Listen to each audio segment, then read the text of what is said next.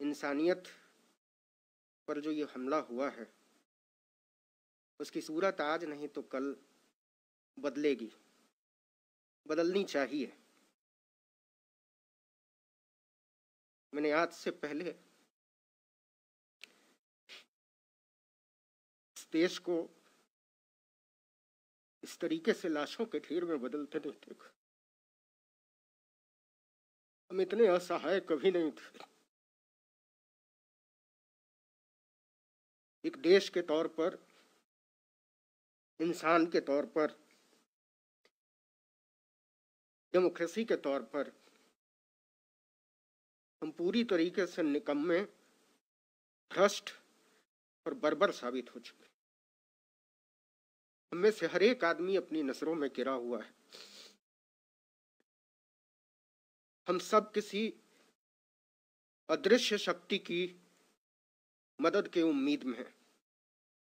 ऐसा लगता है जैसे यहाँ कोई सरकार नहीं है, यहाँ कोई प्रधानमंत्री नहीं है, यहाँ कोई व्यवस्था नहीं है, यहाँ कोई अफसरशाही नहीं है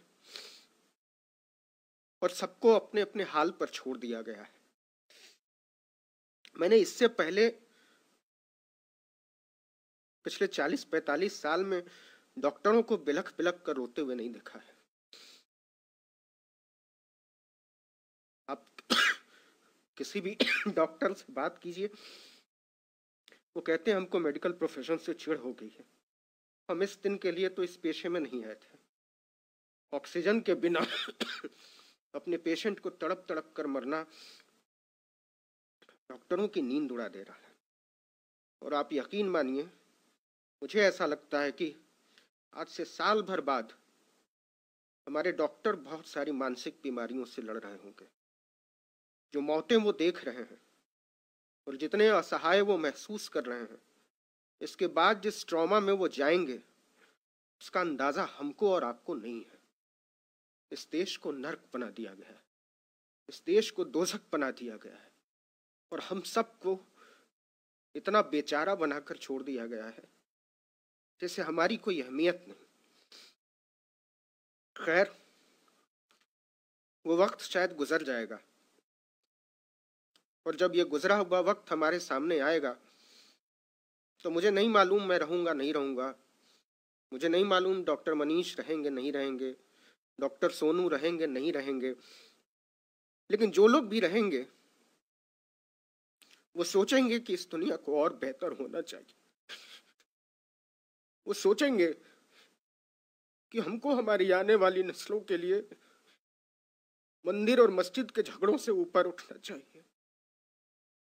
वो सोचेंगे और सोचना चाहिए कि इस देश को मंदिरों, मजारों, मीनारों की जरूरत नहीं है। हमको सोचना चाहिए इस देश को अच्छे अस्पतालों की जरूरत है, इस देश को अच्छे स्कूलों की जरूरत है, इस देश को अच्छे मेडिकल कॉलेजेस की जरूरत है, अच्छे डॉक्टर, पैरामेडिक स्टाफ की जरूरत है, दवाइयों की जरूरत है, बिस्तरों और वेंटिलेटर की जरूरत है। ऐसा क्यों नहीं हो सकता कि इस देश के हर मंदिर की दौलत को अस्पतालों के हवाले कर दिया जाए? ऐसा क्यों नहीं हो सकता कि इस देश की हर मस्जिद को अस्पताल में तब्दील कर दिया जाए?